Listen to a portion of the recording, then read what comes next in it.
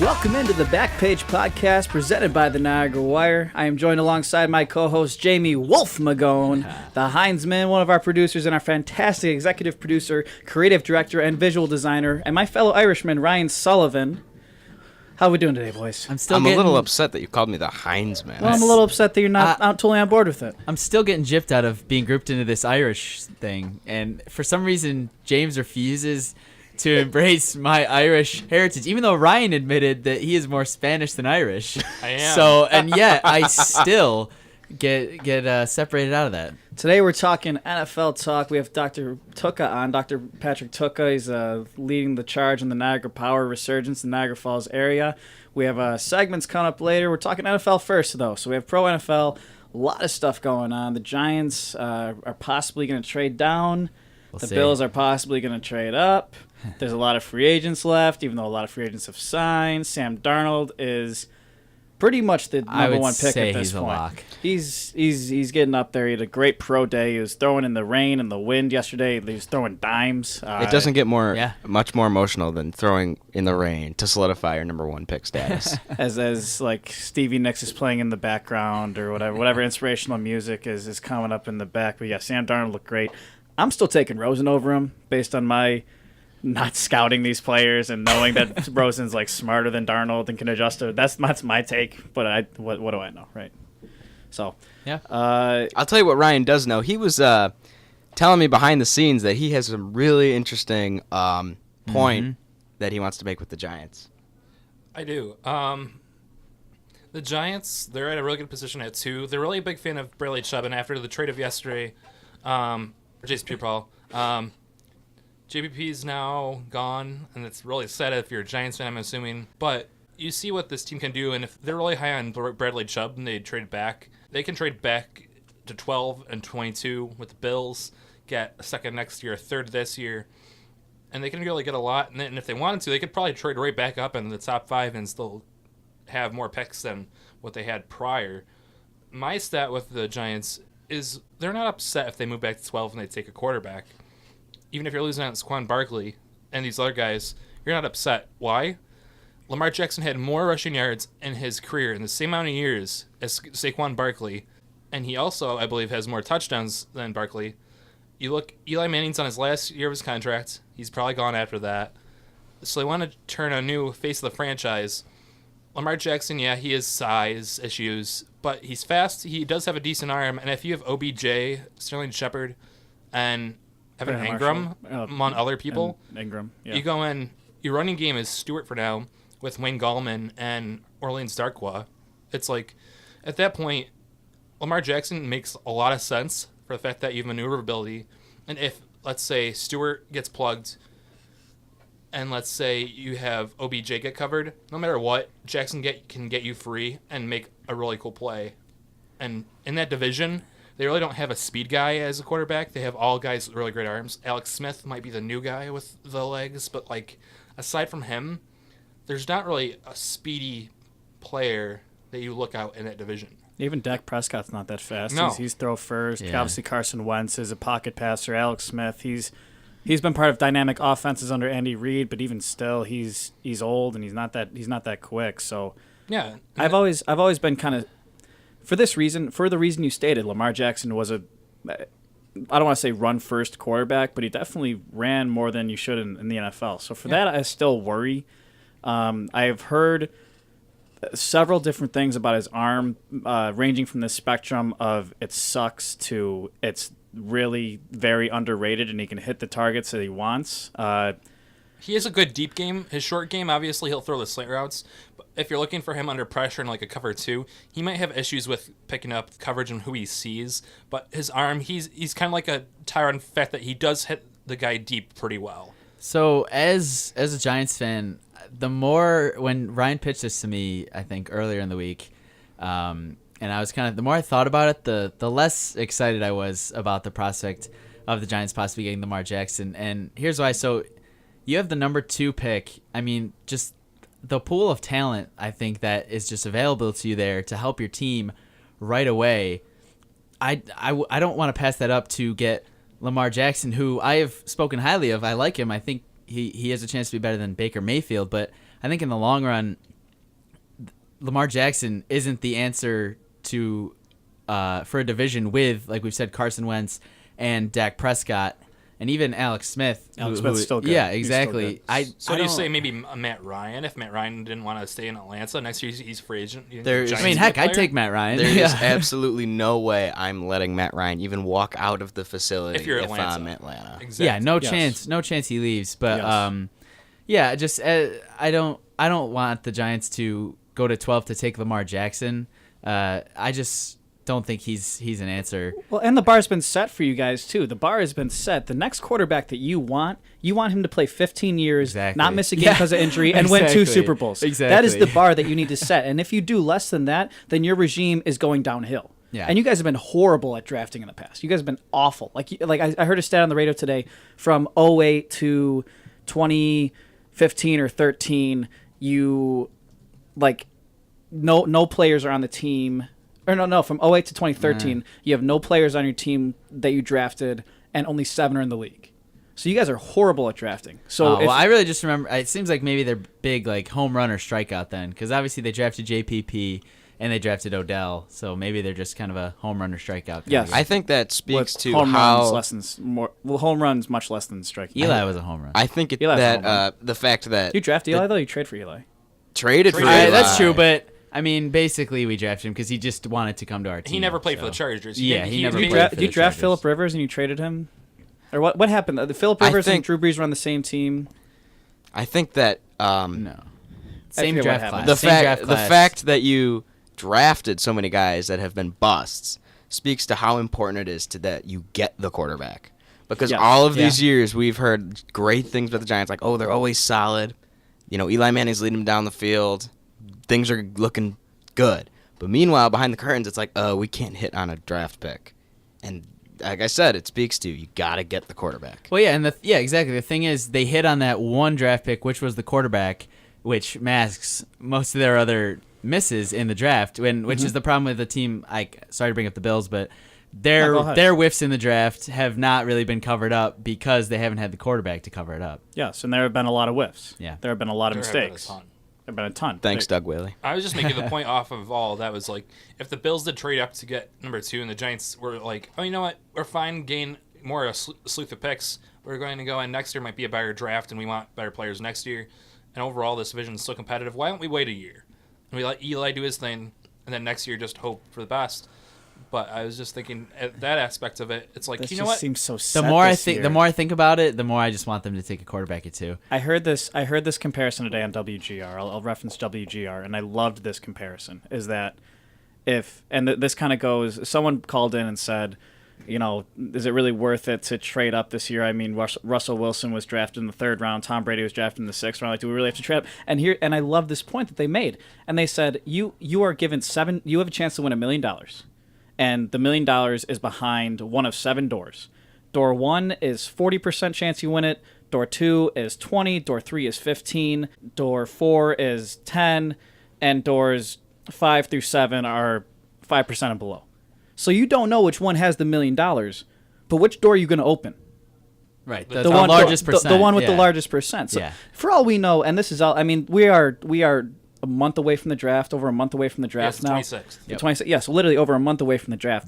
And in 5 years, we could be saying Josh Rosen could bust, and Sam Darnold could bust. I mean, and if he goes to Cleveland, there's a very good chance of that, right? It could be like an RG3. That's what scares me so much about this draft is that there's so many quarterbacks being talented. Like, there's no way every one of them is going to be good.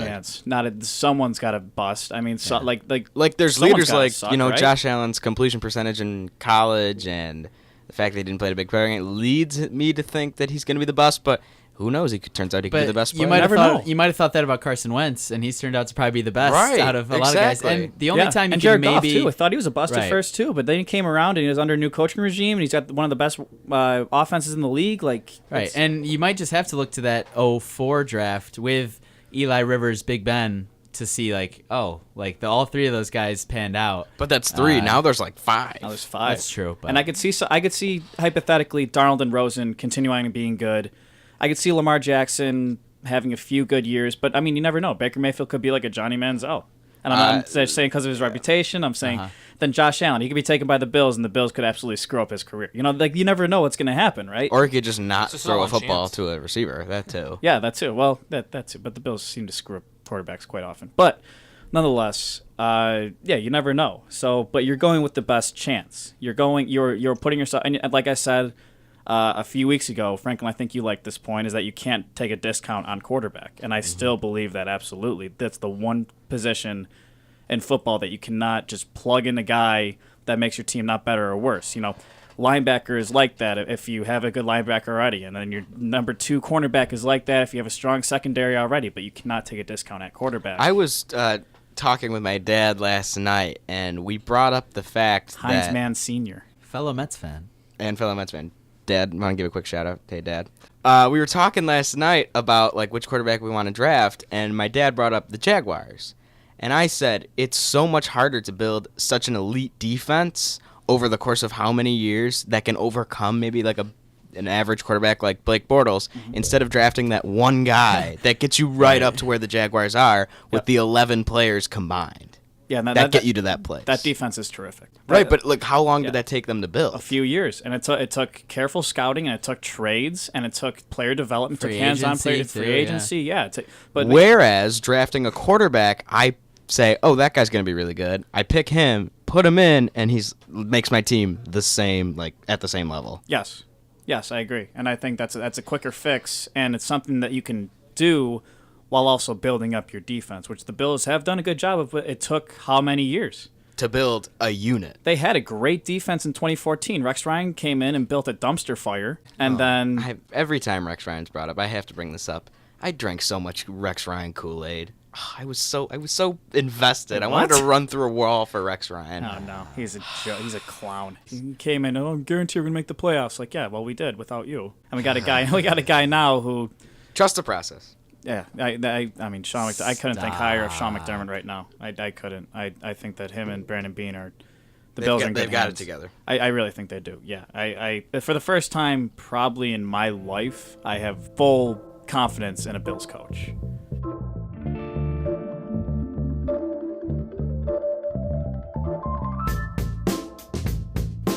Make sure you stay tuned for our interview with Dr. Patrick Tutka, heading the Niagara Power Movement at Niagara Falls. Lindy Ruff. Lindy. He was one of the best in Sabres history. Say what you Hashtag. want about him. He's one of the best in Sabres history. And I'd like bringing up this hashtag about Lindy Ruff's partner, Darcy Regier, hashtag do something, Darcy. Fire Darcy. I bet I was at several Sabres games where a Fire Darcy chant came out. There's always that meme of the do something. Oh, yeah, the guy poking the stick. That was for years. That was always Darcy Regeer's head. There was I'll date myself with a history reference. Dwight Eisenhower, a very boring president. There was a joke that said, get a Dwight Eisenhower pull string doll for Christmas. Pull the string, it doesn't do anything for 8 years. And I feel like that's the same thing with Darcy Regier. Darcy Regier pull string, you pull the string, and it doesn't do anything for 3 years. I know we're getting into Sabres talk when in reality they're the worst team in the NHL. Yeah. But it's so, I don't know how to describe it. I'm actually speechless. Danny Briere and Chris Drury wanted to come back and were willing to take pay cuts, and he was just like, Don't even say it, because it's He's gonna like, drive "No, me up a I'm wall. good." It's Like, gonna drive me up a what? wall that you. Darcy, has the guy even been inside the city of Buffalo since he left? Probably not. He probably isn't allowed. He went to Arizona, and then after Arizona fired him, then he just kind of left. Yeah, he should probably never come back I don't ever even think again. he has an NHL job anymore. Drury and Briere can come back whenever they want, but Darcy cannot. Who'd you guys prefer personally? Who, like, not who did you think was better? If you had to say who your favorite player on the Sabres was, would you say Briere or Drury? can I give an answer other than? No, you gotta Okay. pick between the. Oh, because I think everybody always has a preference between the two. Obviously, you can say Soupy or Miller, but Well, I was going to say Alesh Kotelik because he was the sniper on the team. oh yeah, But- he but was. And I was a Shootout Back master. to back to Briere Jury. Yeah, back to Briere. Back to Briere. I would have to say I liked Briere. I think he was more flashier, and as a young kid watching, that's what got me into hockey. And so Yeah. For I'd me- probably say Briere. Briere, I liked him. Like Franklin said, he was the scoring guy. Drury still put up the goals, but he was the more gritty, get in your face, win the face-offs. Briere was also, despite being flashy and being the Sabres scorer, most teams in the league, he was kind of like Jonathan Toews, where Jonathan Toews goes unnoticed on the ice, where he kind of sneaks around, and then he does what he does best and passes to other guys. He puts up the points. Plus minus is outrageous. See, I was gonna say the opposite. I was gonna say that Briere reminds me much more of Kane, and Drury reminds me much more of Taves. Yeah, I would say. And Drury has the grittiness though that Taves doesn't. That's what I mean. He's like a grittier Taves, and Briere was like a less flashy Kane. When I saw Drury play, if I want to have fun, I would play with Briere. If I want to win, I'd play with Drury. You'd see, at a young age, I didn't realize like Drury wins you games as much. I thought it was all about. I just listened to Rick Jennerette. Like I heard this saying, the bigger the game, the better he plays. And like from there, at like 12 years old, even like as a 12-year-old, I was like, oh, that's kind of true. And so that's what got me into him. But Briere was fun to watch. Briere was more fun to watch. Drury ended up on the Rangers, so yes, he did. I'll take Can I make a Drury reference as an there? outsider. That broke my heart. As a non-Sabres fan. I was so mad at him, like He's as like a 12-year-old. But then my dad explained, like he's from New York, or he's from the area, right? He's from the tri-state area. Yeah, I don't remember where. He was from that area. Well, I think he's the general manager of their minor league team now. He is. I'll pull for any team that Chris Drury's involved in. Can I make a point for Drury? Yeah. Go. And Briere, the comparison. It's funny how he went to New York, because for me, when I think of those two players, I think of the chemistry that when Rick Nash came over from Columbus to the Rangers. I think of like Brad Richards as the Drury, and then Nash as the Briere. But Nash obviously had more of a mouth on him than Briere did, because Briere had the respect of other players. Nash's skill has the respect of other players, but he is a big mouth at times. Yeah. He also has the playoff collapse where Briere was clutch in playoffs. Yeah. Oh, Drury was clutch in playoffs. Oh, yeah. Drury was awesome. I don't know. Drury was he's probably my top 3 favorite Sabres of all time, with the other 2 being Dominic Hasek and Ryan Miller. See, I'm not old enough to remember Dominic Hasek playing. I distinctly remember seeing Marty Baron play, and to see him light it up on the intermission report. On the intermission Duffer. report? Yeah. Also, is Marty Baron's accent like South Buffalo? Is it like No. French? He's like I have a from South Buffalo Quebec. accent. I have a South Buffalo accent. He's from Quebec. He has the distinct Canadian accent, but for him being in the area so long, it's a mix of your Canadian accent and then It's got to be a mix of and then something. Buffalo in general, Western New York has a more pronounced, since we have a lot of American background, and a lot of our towns, our streets, they're all hard pronunciations like Canandaigua. And I live on. I'm not gonna say where I live, but yeah, there's several like the Skajakwada, the Skajakwada, and the Tonawanda, and the Gowanda, and the Onondaga, and the Shenandoah, and yeah. Right. So we have a lot of these pronunciations up here, and a lot of other people I know from the area, especially like I went and had a girlfriend from up in Canada, and she came down here and she's like, "How do you pronounce half these names?" Like a lot of people come, a lot of people come from other areas, and they're like, "How would you pronounce?" Names are kind of hard to pronounce, eh? Well, there's a Tim Hortons right over there. Eh? I'm sorry, Ryan. It's fine. I'm sure she's a very nice girl. Maybe. Oh, she was. She didn't have the accent though. Oh, what's the point I picked then? up the accent though. I picked up the accent for a while, so like I still have it where I'll be writing like a rundown, and I'll catch myself throwing a U in favorite. Oh. I catch myself doing that a lot. I just get so used to it.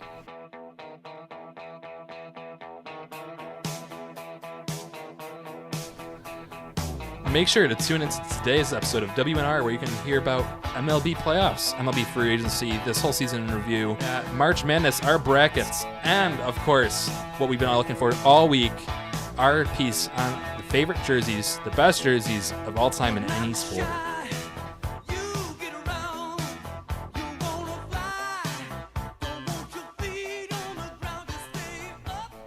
We'd now like to welcome on Niagara University Professor of Sports Management, Dr. Patrick Tutka, out of the College of Hospitality and Tourism. Doctor, thank you for coming on. Thank you. It's my pleasure to be here. I'm excited to have the opportunity. Sorry, I just got to get that. Yeah, we got to get up on those mics. Make sure we can hear you. So, yeah, thank you for coming on.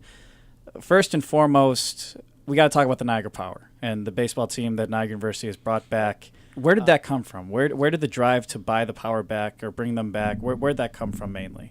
It started with the league approaching us in 2016 about the possibility of bringing the Power prior to bringing the Power back. Prior to under the old Power, the team that was operated by Cal Kern and other members within the Niagara Falls community, Niagara University used to provide about 7 or 8 interns every year. So we already had a relationship with the Niagara Power and with the New York Collegiate Baseball League. So they approached us in the fall of 2016 about possibly bringing a team back. Those original negotiations did not work out so well for a variety of reasons. The model that they had proposed was not necessarily the most successful model. And so after some long discussions and some going through several approval processes here with the university, we worked with the league to bring the power back for the 2018 season under the auspices of Niagara University, and had to work through some NCAA compliance issues and making sure that we follow the NCAA and its many fun regulations.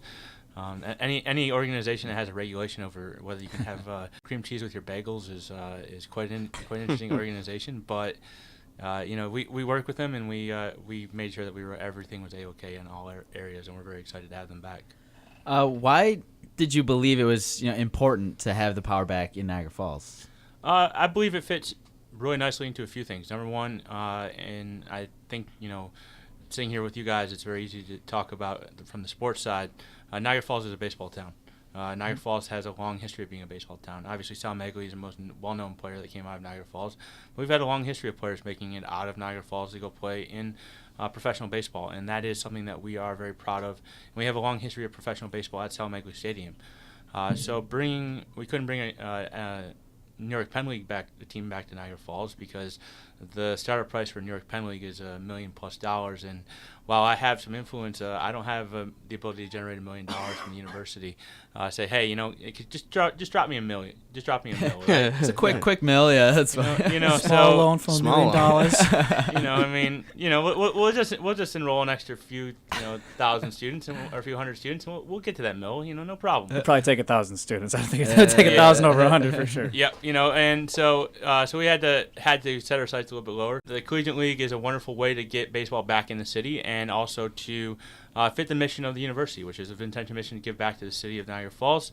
And then last and most important for us within the sport management program, it was an opportunity to get our students and get students like you guys who are, I don't know if I'm breaking news, but I may be breaking news, that you three are going to be part of the voice of the Niagara Power. Yes, we are. We haven't mentioned it on air. No, we haven't mentioned it on air yet. Because we just had the meeting on Wednesday, so we wanted to kind of, but yeah, we're excited about it too. Is myself and Jamie will be the play-by-play, Franklin will be the PA, and those roles will be kind of fluctuating. They'll be fluid throughout the course of the year too. I mean, you never know what's going to happen, and so yeah. But we're all very excited too. I think it's definitely be something that.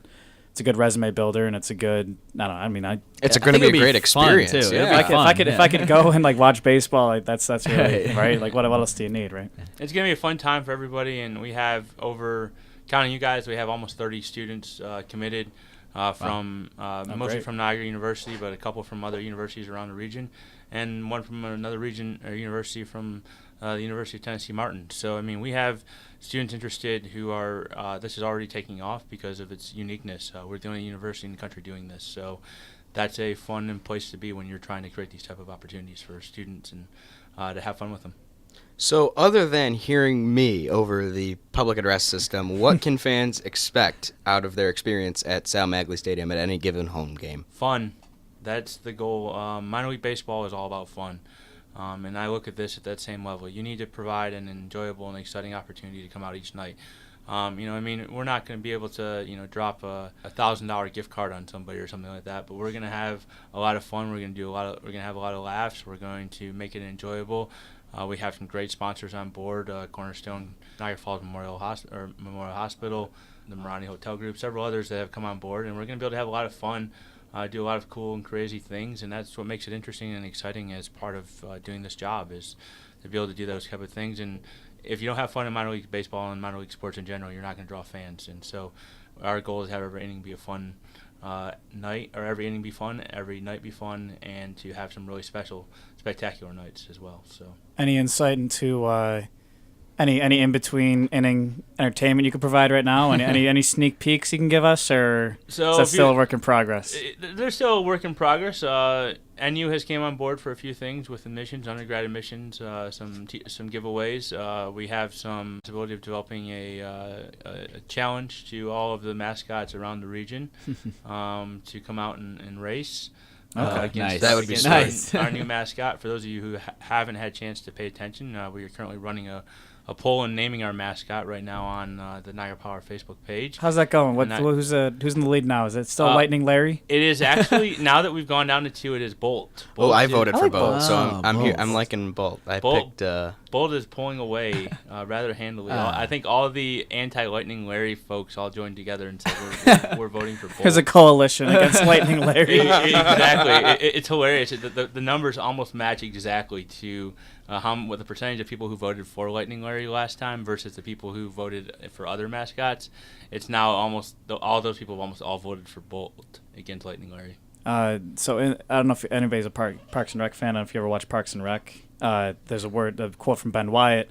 You can be well versed in the issues, but what people really want is T-shirts shot at them through a cannon. Can we expect any of that in the upcoming season? Are we going to get any T-shirts shot out of a cannon toward anybody? We're not going to be able to have. We're not going to have a T-shirt cannon, but we're going to have some great arms. Nice. There you go. Including your PA announcer. If I don't toot my own horn, yeah, I was going to say. Well, I mean, you're tooting my horn, so I mean, play that. Yeah. You ever played baseball, Franklin? Oh my gosh, yeah. I've played so baseball. you got three guys right here. Oh yeah, we're hitting the last throw row from the press box. Oh yeah. Oh no, I'm going down to the pitcher's mound. I'm gonna hit the last row of people. You can look at my arm as a T-shirt cannon. I'd like to consider myself the lefty specialist of the Backpage podcast. All right. Okay. All right. Interesting. I like that we got that mix. So, Dr. Tutka, where do you see the Power finishing in the NYCBL this season? Obviously, first year back, you never quite know what you have because you haven't. Part of the Collegiate League is developing relationships, and we've worked with some of the people from the past. And the last 3 years the Power were in existence, they made the playoffs.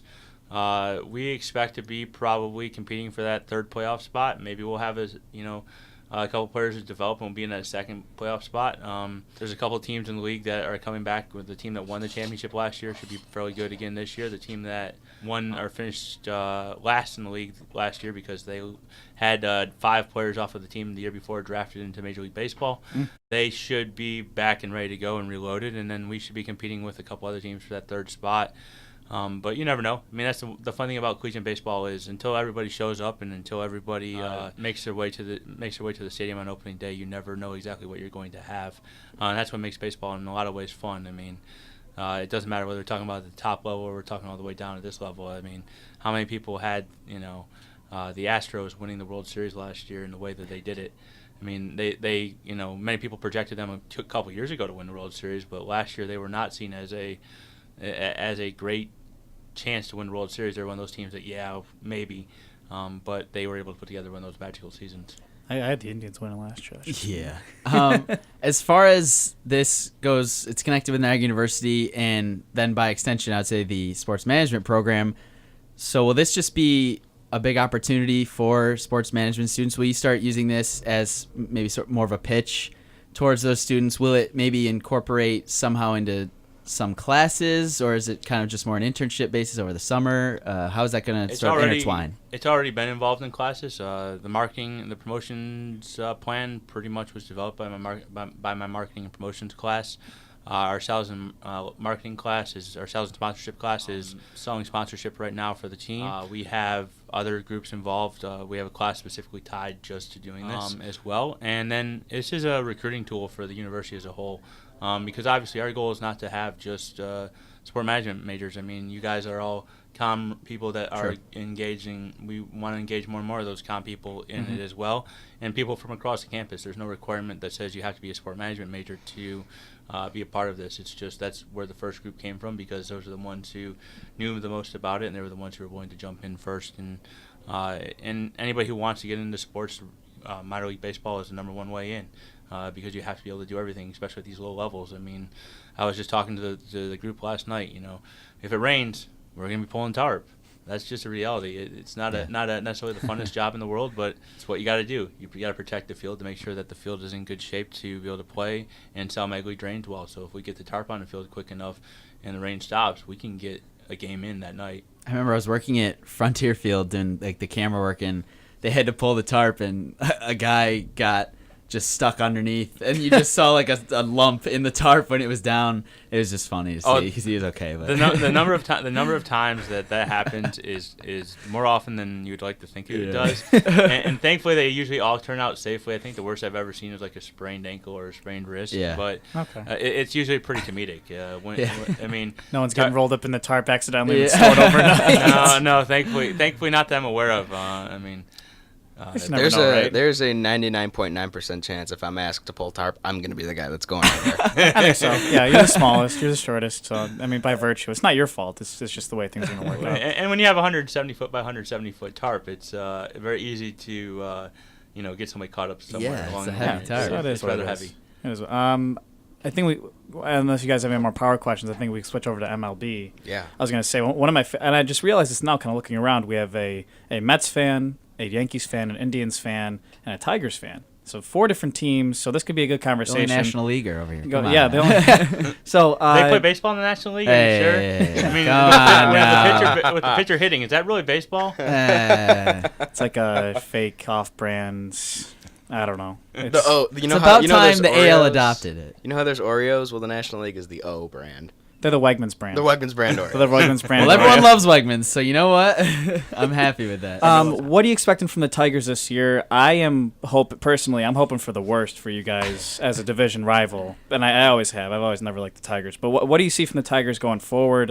Maybe adopting the Astros model of tanking, getting a bunch of good prospects, building for the future. What's going on this year, you think? I think we're going to be pushing some of the records for futility in Major League Baseball. Yikes. I think 100 losses is a possibility for the Tigers. So I mean, you're looking at a team that has been competitive since 2006. I mean, I'm old enough that I can remember the team was really when it was competitive. In '84, I was 3. Won the World Series. In '87, they went to the playoffs, and then from '88 on, they were terrible until 2006. They went to the World Series. They were a surprise World Series team in 2006, and then made it back a couple other times after that. Made it into the playoffs several times, and then reality hit. They got old. They paid a lot of money to a lot of people who probably didn't deserve it, and unlike the Yankees, who can just keep paying that money and nobody cares, in Detroit, eventually the tax collector comes due, and they got to stop at some point. And so they unloaded a bunch of salaries this offseason for picks and for prospects, and we'll see what happens. Hopefully they made the right trades, and that's baseball. The great thing about baseball is you never know which guy is going to be the star. I mean, that's Carlos Correa, who was the one of the best players on the Astros last year, is a guy who was taken off the junk heap a couple of times when he was real young. And then J.D. Martinez, who had just signed a big deal with the Red Sox, is a guy who the Astros cut.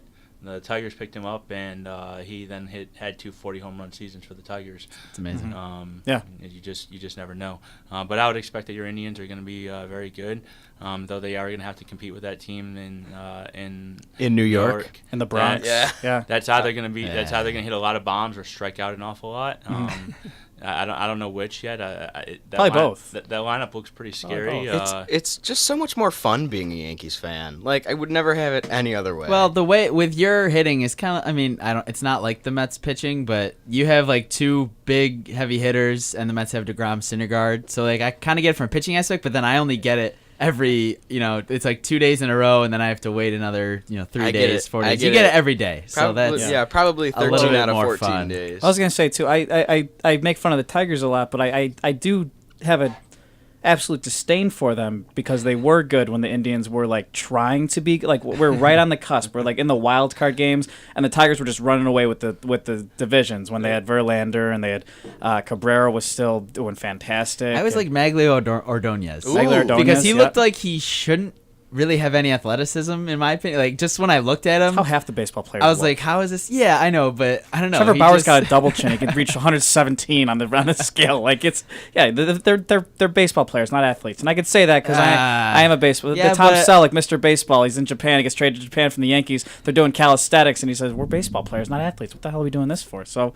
I don't know. That's why baseball. I don't love is a that great statement, sport. but I see always what you loved it. mean. And I think the Yankees are going to be interesting this year because they have a great they'll have a great lineup, but their pitching is going to be if they're going to have a hole, it's going to be on the starting rotation. And so I don't think there's a clear favorite in the American League. I think in the National League, I think there's you can really make some strong cases for the Dodgers, and for the Nationals should be good. And the Cubbies too. The Cubbies should be back playing good baseball. I'm not sure what really happened last year. It seemed like kind of everything that could go wrong went wrong with the Cubs. I love to see that. I hate the Cubs now. And James, I have to say, You may have a disdain for the Tigers, but I have a disdain for the Indians because back before you could even probably remember baseball. I was born in '96, so you use that as a reference. When the Indians when the Indians had Lofton and Albert Bell and everybody, they used to for 5 years in a row they sold out the Jake, and so they used to come up to Detroit and take over Tiger Stadium, and there would be 25,000 Indians fans and 15,000 Tigers fans, and the guy with the stinking drum would come and sit out in right field and pound on the stinking drum all night. I would expect no less. I would hope that you would hate the Indians after that, because I feel the same way about like Toronto Maple Leafs fans coming to Buffalo for Sabres games. But I would expect no less. I'm glad you don't like the Indians. I'm glad there's a mutual disdain for both of our teams. I think that's healthy for competition in sport and baseball. I respect that. I appreciate you not bringing up hockey. I really do, because that just would go very poorly. Let's just not talk about the Sabres or hockey or any of that. Let's just not do it right now. We'll talk about it later. Dr. Tutka, do you want to join us for our segment called Picks? Sure, I'd love to.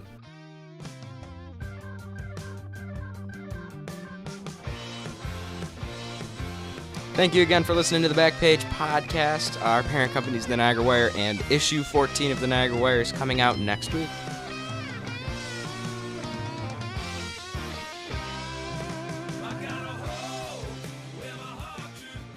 Alrighty, first up, in honor of Dr. Tutka being with us, like we mentioned, we're going to pick spring training baseball. The Detroit Tigers travel to somewhere in Florida to play the Atlanta Braves. They travel up somewhere in Florida. They travel to Disney. Come on, this is the Braves now, man. I mean, there is absolutely positively no chance that the Tigers are going to win this game, because it is still early enough in spring training that they are not taking most of their stars on the road trips. Their stars are going to be playing on the backfields at Joker Marchant Stadium in Lakeland. So I would take the Braves by more than a couple runs. Based on that answer alone, I'll take the Braves. Yeah, I was thinking the Braves have enough of the Braves' good players, or like their starters are young, that they're playing right now. So I'll also take the Braves. Okay. I'm going to take the Braves just for the simple fact that I like their farm system better. I still remember when they got Darby Swanson, the number 1 pick for Shelby Miller, or Dansby. Boo. But I just remember, like, who would trade the number 1 pick, and Shelby Miller turned out to bust. So Awful. it's like the funniest thing. I'm going to go also with the Braves. Dansby Swanson, like Franklin just touched on, you figure that team's actually really fast, and they have decent pitching that's coming up. So why not the Braves? Well, and I have I have a former student of mine from LSU who is the third person on the broadcast team for the Braves baseball group. So I can't help but root for him a little bit. Yeah, go Braves. Alrighty, next up, let's pick a hockey game. So we have the Anaheim Ducks playing the Winnipeg Jets. Well, Winnipeg has been a bit of a surprise this year. I mean, they were good last year, but many people didn't think they could continue it, and they've been definitely been continuing to improve. I'll take Winnipeg. I'll always take northern teams with hockey, so Winnipeg. As usual, this is more of a shot in the dark for me with the NHL picks, but I'll go with the Ducks. I used to like the Ducks. I think you picked the Ducks last time they played. I didn't pick the Ducks for the reason I just stated. You did, and you got it right. So I could totally see it's not going my way again. Yeah. And isn't Ryan Miller in goal for the Ducks at least some of the time? Yeah, he's riding the bench. Okay. Well, they still have Josh Gibson there? Yeah. He's doing For great. Josh Gibson. He's riding the bench for Gibson. I'm going to go and pick the Ducks, too. They've split the season 1-1 so far, and Winnipeg has the momentum going into this matchup, but I think the Ducks are really wanting that last playoff position. So we touched on it last week when it comes to picks. I'm very diverse in my reasoning for picking a team. And for this game, the reason that I'm going to pick Winnipeg is because I used both the Anaheim Ducks and the Winnipeg Jets on NHL 18 last night, and I really enjoyed using the Winnipeg Jets, so I'm going to pick Winnipeg. All right. Yeah, that's the variety of whatever reasons. works. Like, it could be analytical. It could be, I used to play on the Oakland A's when I was playing Little League. I just like the Oakland A's. So.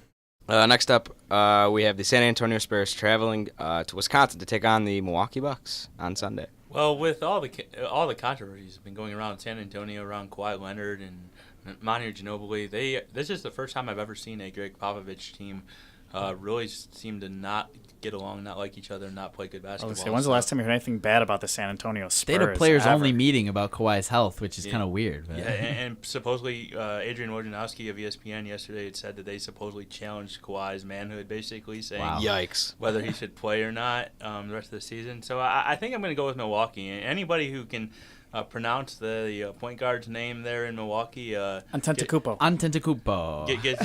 gets extra points with me here, because but they've been a nice surprise, and they're sitting there in the 8th spot or 7th spot in the or no, actually I think they're even higher in the. I think they're in a playoff spot right now. Yeah, They might like be middle of the sixth. pack playoff spot.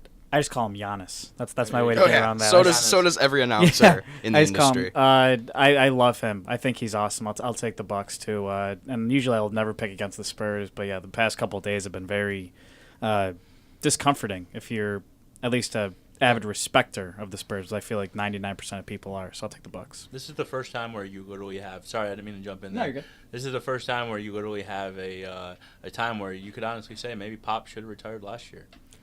Well, wow. Oh, coming in with the hot takes here. That's probably the hottest take we've had. I'm actually going to go with the Spurs. You know, despite all the controversy we named, they are on a 5-game winning streak. They beat the Wizards their last game. They beat the Warriors. They didn't have Curry, Clay, or KD, but they won the game.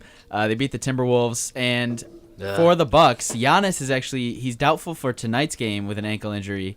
So who knows how that'll be played going forward. Now I'm locked in here. So I'm going to go with San Antonio. Can you count beating the Warriors if they didn't have Curry Well, in company there? I mean, is that like really the Warriors? I think the rest like of the league team? doesn't count it, but it counts in the win column, so I think that's all the Spurs care about. So, but yeah, I'm going Spurs. For this game, I literally have down Spurs 5-game winning streak, and when Jamie said 5-game winning streak, I was like, reasoning. So I'm going with the Spurs. I was having the same thing, and even though out of their past 10 they're 5-5, the teams they lost to are obviously top of the league: Houston and Golden State, and even OKC. I'm going to go with Spurs on this one. Last but not least, we're picking Sweet 16 match, A16 Sweet matchup. Number 3 Texas Tech plays number 2 Purdue. Well, Purdue without Isaac Haas is a very different team. I mean, 6'11" power forward center position. The most he was, I think, number 2 leading scorer, but he's there. The guy who feeds everything goes through. He touches the ball in almost every possession. So, and plus Texas Tech plays some pretty stingy defense. So I think I'll have to take Texas Tech in this one. I'll take the upset as well. Personally, I'll say this off topic because I'm cheering for Loyola Chicago. Absolutely, and I kind of was before. I love the city of Chicago, and I think old people are very undervalued in society. So is it Sister Mary Jean? Sister Jean, yeah. Sister Jean, God bless her. And yeah, I'll take. I'm cheering for Loyola Chicago, and I'm gonna take Texas Tech in this one. Continue with the upset, the 3-2. It's not a crazy upset, but I'll take Texas Tech for reasons Dr. Tutka stated as well. They play some good defense, and that wins tournaments. Yeah, I really like Purdue's guards, Carson and Vincent Edwards, but yeah, without Isaac Haas. To plug up that middle, I mentioned on Wire News Radio with Ryan that they do have another 7-foot big guy to step in. But after I'm saying all that, I watched Texas Tech play a lot in the Big 12 this year because I'm a Kansas fan. I like Keenan Evans. Could have been Big 12 Player of the Year if it weren't for Devontae Graham, so I'm going to take Texas Tech as well. I'm going to take Purdue. I'm going to stick to my guns on this one. In the bracket that I submitted for the Backpage Podcast Tournament Challenge, I have Texas Tech playing Purdue in this game.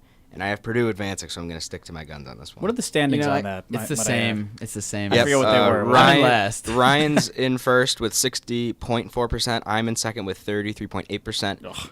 James is at 27.2%. And Jamie is at a steaming hot 17.1%. So my pick, I'm just going to stick to like what Franklin said, Purdue. My bracket's holding up still despite my huge loss of Nevada last night. I had them going to the Elite 8 and going further than so. But I'm going to stick to Purdue. We all take Ryan out to dinner now? Is that how this works? I actually have Purdue. I have Purdue in the Final Four too, but I had them beating Florida, not Texas Tech. So I don't know. Okay. I'm switching up. So I'll just say about Illinois Chicago, my bracket, you can go look at it, or I can show it to people. I had them going all the way to the Sweet 16. I happened to catch their Missouri Valley Conference Championship game where they absolutely dominated the Illinois State Redbirds, just absolutely destroyed them. And after that, I said, that's a team that I would not want to play in the first round, and they proved to be a team I would not want to play in the first round. Might as well put them in the Sweet I know 16. they beat Florida right? during the season too. Yeah. Okay. And so they were Elite Eight, and now they're in the Elite Eight, and who knows what they're gonna do. And anytime you have the prayers of the faithful on your side, I mean, Oh yeah. you know, you can't go wrong, right? There's a reason we had Father Mar on for our first guest. Yeah, you need to set the tone. Yeah. So let's just say that the big guy upstairs, like, hey, this is a first guest. Maybe You can follow us the rest of the way. Yeah, maybe get us some more viewers or whatever the case may be. Dr. Tutka, thank you for coming on. We are looking forward to the season, for the Niagara Power season. We're just so excited about it. We've talked about it several times. Make sure you check out the Niagara Power this summer. The season starts on June 1st and goes till the end of July.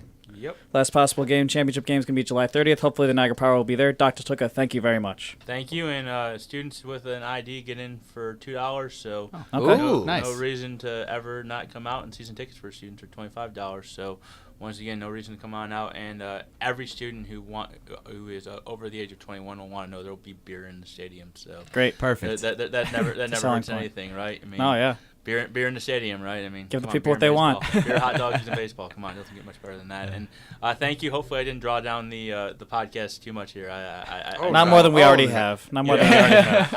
I tried to live up to the standards that people set before me, so I don't know if I have or haven't, but I appreciate the opportunity. And They weren't that high. Don't worry. glad to participate and glad to come back anytime. Oh, absolutely. All Thank you, right. Dr. Tutka. Thank you.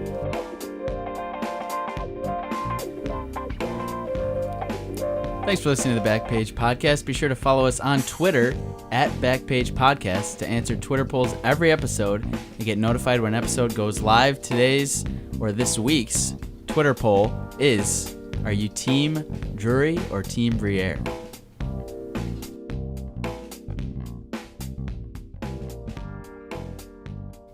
Alrighty, let's get into segments. As you heard earlier with Dr. Tutka, we did picks. But now we're getting into our other two. First, we're going to start with our over-under segment. We got a grand total of 0 replies on Twitter from our fans. Brutal. So I am making the executive decision to name this segment the under-over segment instead of okay. over-under. Okay. All right. Look Yeah. at the Well, ball. we say never mess with the fan, never make fun of the fans, never poke fun, never speak badly of the fans. I don't know that there's anything to speak badly of. So Yeah. you know what? Just vote.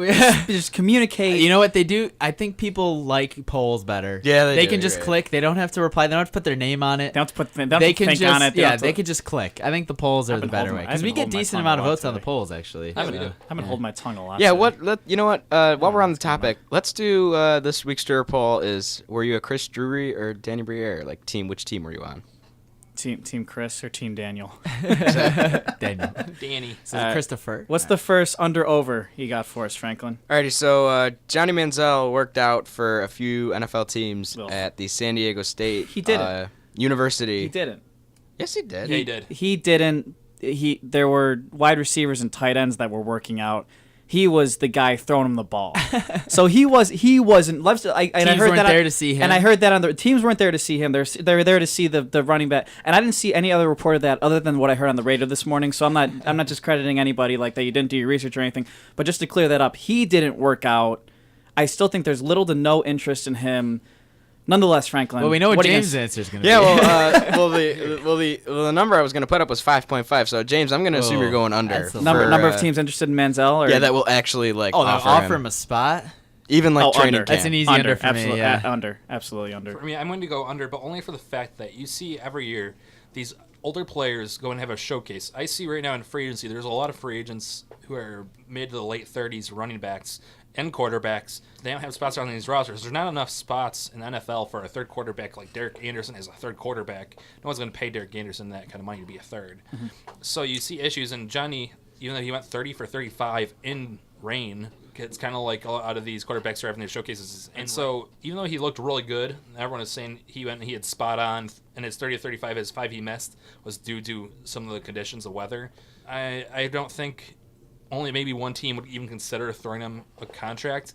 And I don't think it would be even for a starting position, backup position. I think it'd be for maybe like literally a training camp like spot. a training camp spot right now. Practice squad.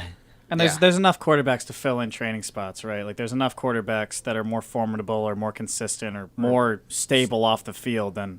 And Frank, I didn't mean to blow up your spot. I just wanted to clear up. No, yeah, because it was the first I heard of it too. It was the first I heard that it wasn't him.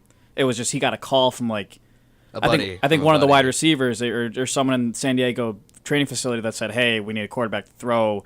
You can throw a football. Are you sober? Get down here." ESPN. Which I'm sure is how the conversation went exactly. I'm okay with blowing up the spot because it created conversation, and ultimately that's what we these questions are meant to do. So you get smarter by it. You learn more stuff. I love being wrong personally, I rarely am. I know. But speaking of being wrong, we forgot to bring this up with Dr. Tutka. James is currently last. I love those pick standings now. In the pick standings now, under 500. Ryan has climbed out of the under 500 chamber. Thank you, Arizona. At 13 and 12. Brutal. And I'm 15 and 10 in second, and Jamie has taken a commanding 3-game lead. I think that's the biggest of the year. That's big, yeah. So 18 and 7. That's big. We talked about it with the tournament challenge. Are we putting like a dinner on this for whoever wins by the end of the semester? I was planning on doing one anyway, right? Yeah, I was planning on doing it. So might as well, just figure out who pays based on there you go. The pick standings. Pick standings of the March Madness thing. Yeah. Oh yeah, March Madness. How about then I don't know. Whoever wins March Madness probably. Well, I mean it's Ryan at this point, right? Like there's no way. Oh yeah. Because if Kansas wins, I had them too, but he already has more points than me, so I think. Okay. So my next question for you guys, or the number I'm going to put up is 6.5. The teams that will break the 100-point mark in the NHL by the end of the season. 3. What are the current? Yeah, I was about to ask how many are close or who are there. 3 teams are currently over 500. Or I'm not over 500. What? Over 100 100 points. Okay. Tampa, Boston, and Nashville. Vegas and Winnipeg are like a game away from getting. Winnipeg is 2 points. They're at 98. Vegas is at 100 with the overtime loss last night. So they're at the 100 mark. So there's currently 4 teams over 100. Winnipeg's at 98. Toronto's at 95.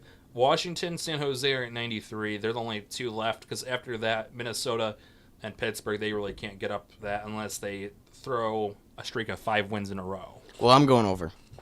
How many games are left in the season at this point? I haven't even paid attention at all. The lowest amount of games for any team left is Calgary. They're at 75, so they have 7 left. And then you have Florida, who's at 71, who has 11 left.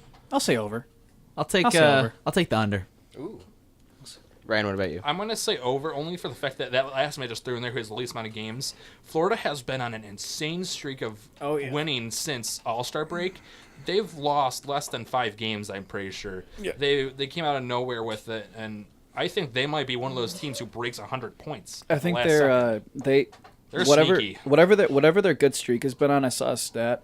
If they played like that the whole season, they would be on track for like 110 points. Like they've been great. You go from having all these injuries at the beginning of the year to now just they blow people out of the water. If you had Tampa versus Florida the first round, I would be hard pressed. It might be 7 games. It might be 7 games. Florida could possibly upset, which as someone that who would enjoys rock Tampa everyone's hockey, world.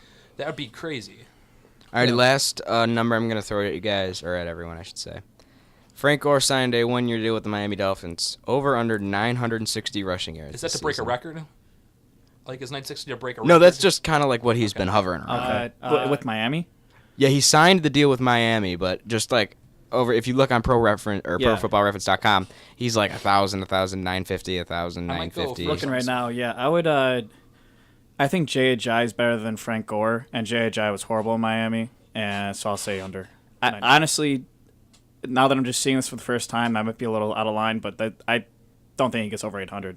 I really don't think Miami is a great running game. Kenny and Drake had great numbers last year for Miami. Yeah. And that line, they lost Pouncey. They cut Pouncey, I should say. So they cut Pouncey, and he was a Pro Bowler.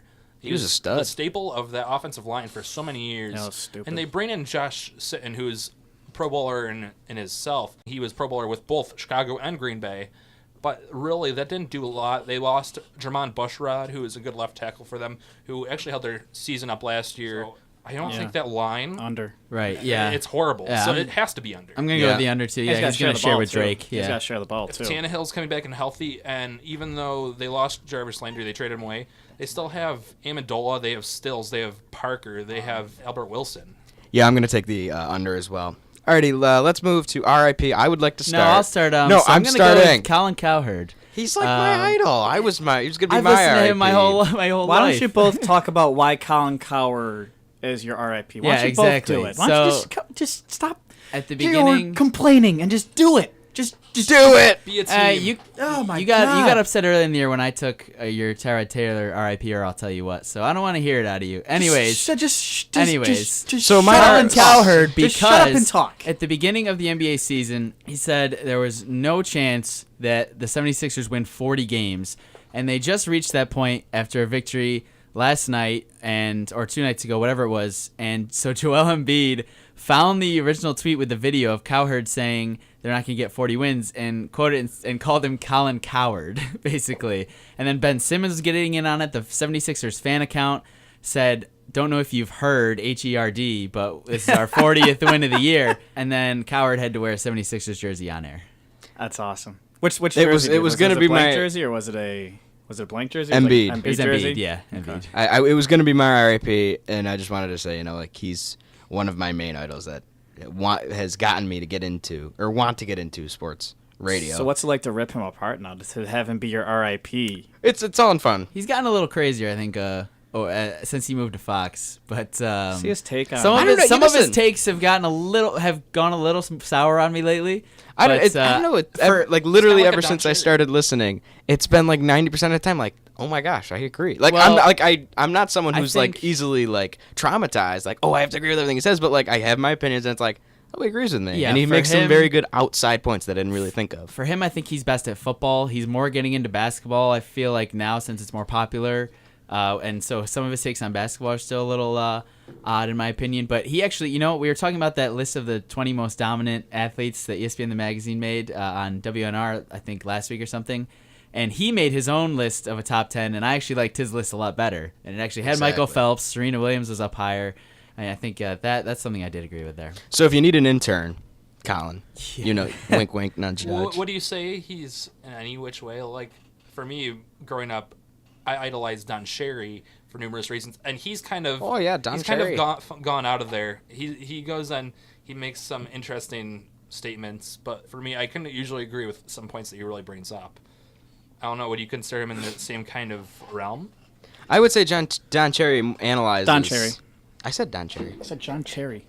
I don't know. Shush. I would say Don Cherry is more analyzes the game of hockey, He and does. Colin Cowherd is more of a sports talk radio host Colin where he Cowherd- comments on everything. He never talks hockey. So yeah. My R.I.P. has to do with Jack Eichel. R.I.P. Jack Eichel's smug attitude.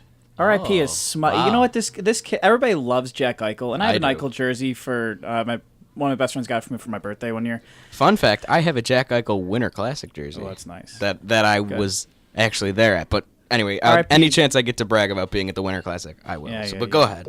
R.I.P. Jack Eichel's smug attitude. There was an interview, I think it was earlier this year, where the Sabres, I don't know, they're doing really well and they're getting cheered for in the first period, and then they did horribly, then they got booed, and he said in an interview, it's funny how that works. 1 second they're cheering you on, the second they're not. And I was like, yeah, Jack, that's how sports work, buddy. That's how sports work. So Eichel on the fans, I found this tweet from Paul Hamilton. From Eichel, I think they have a reason to be negative. What have we really put on the ice as a product for them this year? We don't score goals. We really haven't made come to the games worthwhile. So can you blame them? No, you can't. Thank God you finally pulled your head out of your tail. Finally, I get that you want to be a leader, and I get that you want to hold your teammates accountable, and you're one of the first people to say that there are too many guys there that just are happy to be there and want to win. This is the first time the kid's been a loser in his entire life. So thank God he's finally realizing this, and is Also now mature and holding people. passionate. Thank God, because otherwise you just got a kid who's just not happy to be there. You got a guy who's just got paid $80 million, who's just going to go through the motions. Now he's actually thinking, the first part of fixing the problem is realizing you have one. The first part of fixing the problem is saying, yeah, we do suck. We're horrible. And you are. And you have been. And Housley doesn't know what's going on half the time. I think you see I this. hate the It'd be like if Sabres. I Patrick really Kane, do. I'll in 2 months, if they're good or they draft Rasmus Dahlin, I'll say I love them. But I hate them right now. They're the worst. I will never not like Jack Eichel. I don't not like him. I just some of the things he said, you can just tell he's 20 years old.